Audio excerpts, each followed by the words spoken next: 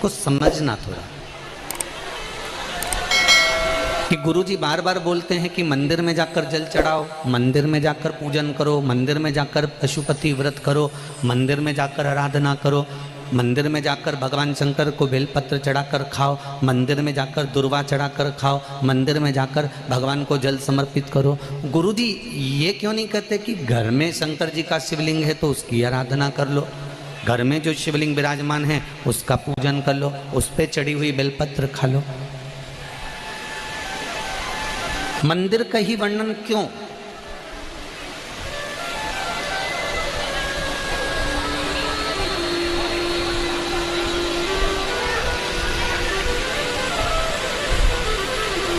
एक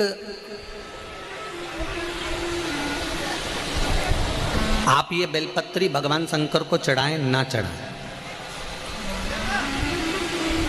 आप पुष्प भगवान शंकर को चढ़ाएं ना चढ़ाएं, आप दुर्वा भगवान को चढ़ाएं ना चढ़ाएं,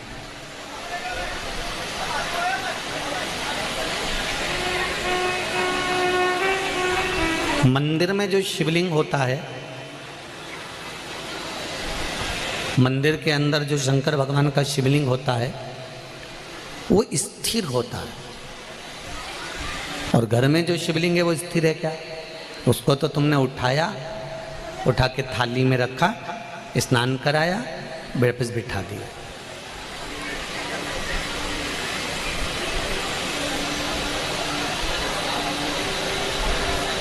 मंदिर में जो शिवलिंग रखा गया है वो स्थापित है, वो स्थिर है।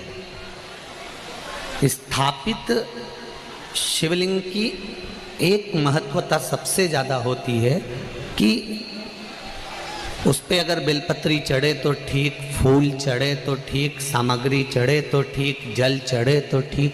उसकी सबसे बड़ी महत्वता होती है कि जितने लोग उसका दर्शन करते हैं उनकी दृष्टि ही जब भगवान पर चढ़ जाती है तो वो शिवलिंग सिद्ध होता चले जाता है और उसका फल हमें अधिक मिलता है।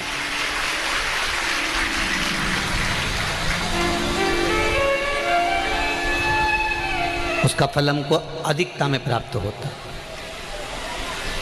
अब घर में जो शिवलिंग है, घर में जो शंकर भगवान का शिवलिंग है छोटा सा, उस पर कितने लोग दर्शन कर रहे हैं? आपने कर लिया, पति ने कर लिया, बच्चों ने कर लिया, या घर में जो सास ससुर हैं, परिवार है, कुटुंब है, उसने दर्शन कर लिया,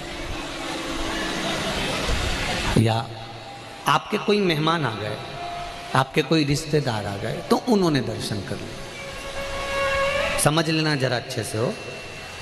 अब घर के शिवलिंग पर परिवार वाले ही दर्शन कर रहे हैं, परिवार के लोग ही उसको दर्शित हो रहे हैं, दर्शन कर रहे हैं, पूजन कर रहे हैं।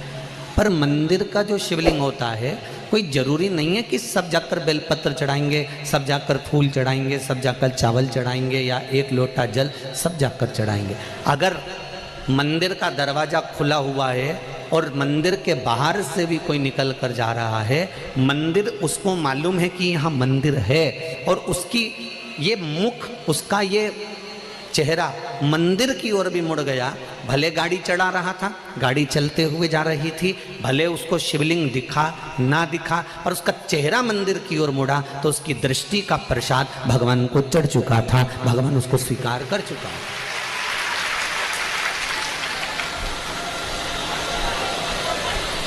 तेरे मंदिर में आना मेरा काम है और मेरी बिगड़ी बनाना तेरा काम। आप उसके सामने से निकले,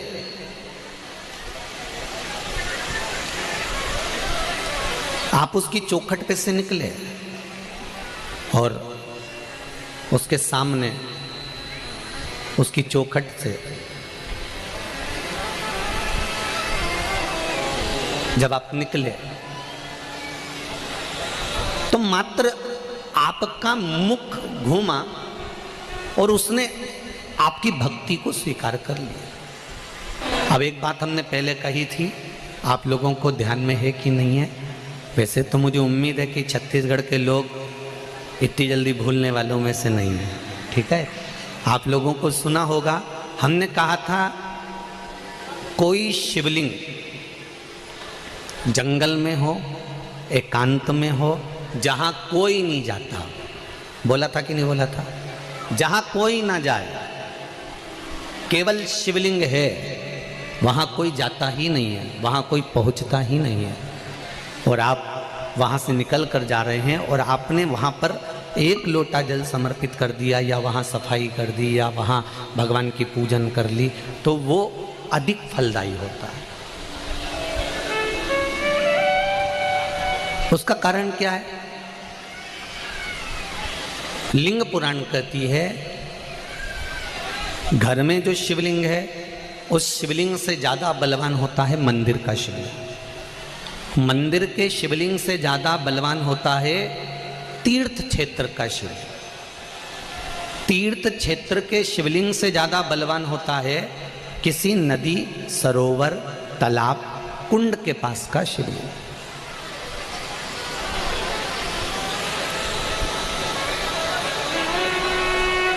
नदी, तालाब, कुंड के पास के शिवलिंग से ज्यादा बलवान होता है वन में, एकांत में, जंगल में, पहाड़ पर्वत पर, कोई शहर से दूरी पर, गुप्त स्थान पर कोई शिवलिंग है, वो बलवान होता है। अब उस शिवलिंग के पास में जाकर आपने भूल से भी एक लोटा जल चढ़ा दिया या कोई थोड़ा सा कपड़ा उतार कर आपने वहाँ थोड़ी सी सेवा कर दी, तो उसका फल तो 1000 लाख गुना तो मिला।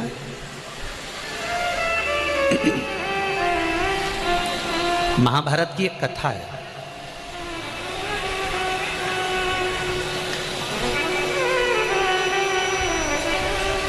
इसका प्रसंग महाभारत की कथा में भी मिलेगा और नरसिंह पुराण में भी मिलेगा। अगर आपको लगे कि सियोर वाले गुरुजी कौन सी पुराण में से बोल रहे हैं, तो आप किसी ने पूछे तो बता देना नरसिंह पुराण और महाभारत का ये पावन संवाद है। एक बार पांडव जब वन के लिए जा रहे थे,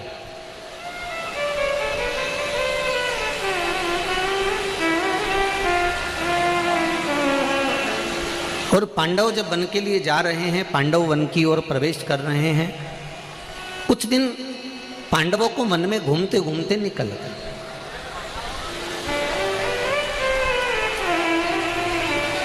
जब पांडव वन में घूमते घूमते निकल गए तो द्रौपदी एक पात्र लेकर जल भरने के लिए जा रही थी। अब द्रौपदी जब जल लेने के लिए गई, द्रौपदी के केश खुले हुए थे, सुंदर भी थी, वहीं